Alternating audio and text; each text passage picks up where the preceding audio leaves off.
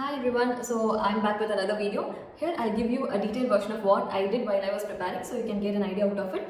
First of all, thank you for all those who have watched and responded to my previous video. I didn't expect this much of love and response from everyone.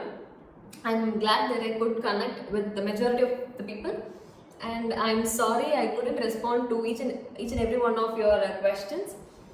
I made my previous video without any expectations, but after seeing all of your responses, I thought I should be more responsible and thoughtful. So I thought of making this video where I answer all of your questions. And sorry I couldn't make this video earlier because I'm not much of a productive or a disciplined person. So here I am trying my best. You can watch this video in 1.5x or 2x, whatever you want. But this is the right time. I think this is the time where every one of you will be confused or unsure. And I was in the same spot as you were. I was also unsure of what I was doing and why I was doing, and am I doing it right? So after my internship, I joined Aided Plexus, which is a well-reputed platform in my state. Like most of the aspirants, I didn't have any idea or preset goal, but I was so scared because I had to repeat for a year in NEET PG, and still I ended up getting into a private college. So I had that fear. Technically, I should have started my NEET PG preparation while I was studying UG or during internship, but I didn't, because I didn't have the motivation in me, or there was no one to push me or guide me.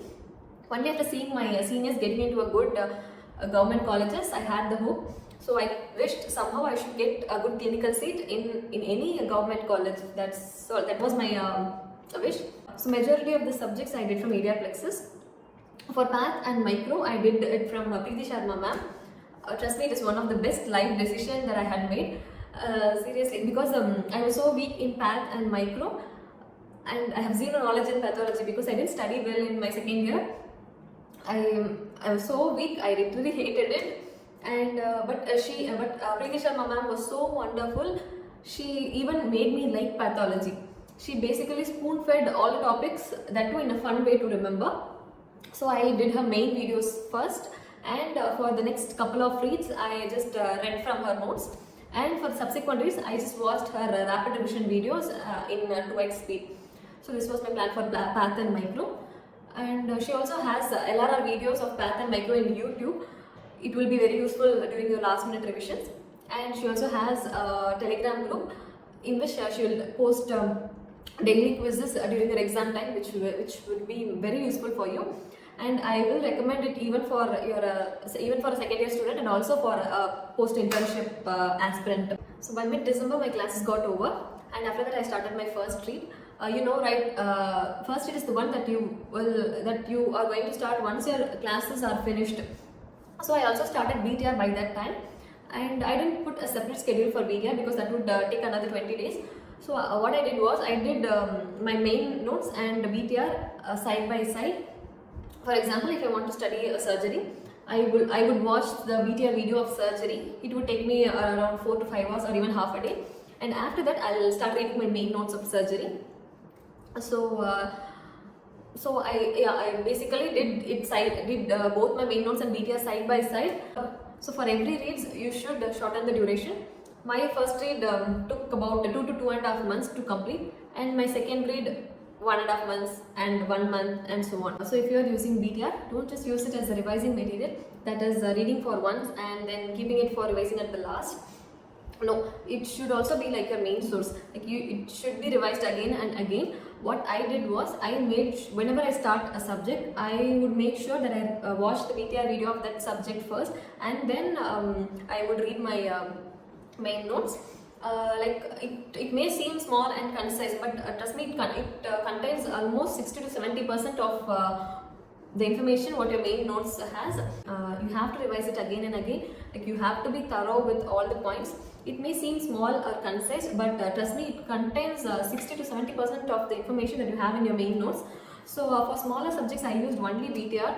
But I made sure that I complete the rest from doing MCQs. So some of you asked about the duration that I took for every read. So I made this table roughly based on the days that I took for every reads and for every subject, you can add or decrease the days according to your preference. So once you start your first read, you will feel clueless and you will feel like you could not finish all those 19 subjects at a stretch. So trust me, I was there in your place.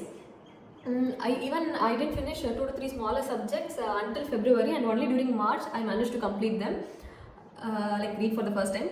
And so it is impossible to complete everything in every reads. You can just keep it aside, and even if you have something left unread, you can just keep it aside, and you can always finish it in the subsequent reads. So I recommend that you start your revisions as soon as possible once your classes are over, because according to me, 50% of the topic, more than 50% of the content are highly volatile, and you require repeated revisions to keep your memory intact. So for those of you whose platforms offer classes till January or February, you must start revising in between those free days you get between those classes, right? So you can use those days for revising. So for shorter subjects, I studied only from rapid revision alone, because rapid revision alone comprises 60 to 70% of the required topics, and for the rest you must complete it by doing the PYQs and annotating them in your notebooks. You must do PYQs daily of the respective subjects, and you should annotate them in your small like rapid revision notes or main notes in a crisp way, not in an elaborate paragraph manner. And in your main notes you can start marking all those PYTs and important keywords and highly volatile topics. You can use separate color pens for this purpose. So one thing you have to make sure is that you complete each and every subject within the stipulated time, because once you prolong the time more than you have planned for a single subject, you will have to borrow it from the next subject and to the next one and next one. So you will end up getting behind your schedule even by a month. So try to finish as soon as possible. Even if you can't, don't worry, no big deal. Start the next subject and try to complete it earlier by a day or even half a day, and so that you can finish your previous subject in those time. So to avoid missing out on important topics, when you start a subject, try to read its previous year topics first, and leave all those miscellaneous topics later, so that even when you run out of time, it won't affect you much, because you would have already finished all those important previous year questions topics already, and you can just finish your all these miscellaneous topics even in the next read. So it took me 2.5 months to complete my first read. Even then I wasn't sure of my preparation, because only after my first or second read my GT score started improving slightly, and I got some hope. Even in the days I feel when I feel hopeless or burnt out, I would just take a half day off, and just watch a movie, and I'll try to study for the rest of the day. I am not a morning person usually, but during my preparation, I tried to wake up at I tried waking up at 6 a.m. in the morning, because I believe that during the early morning hours your concentration will be so much high. Even when you study for 2 hours, you will finish 4 hours of content in those 2 hours. I tried my best to not waste even a single day during my preparation.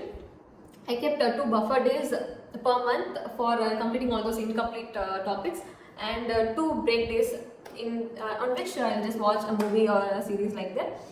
So apart from that, I somehow tried to study every day.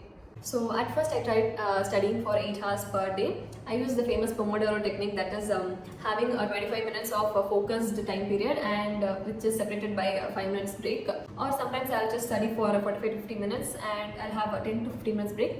So in the beginning I studied for 6 to 7 hours a day, and in the evening I'll do the MCQs along with an explanation. So it would take around 3 to 4 hours. So slowly I just increased the quantity of my daily MCQs.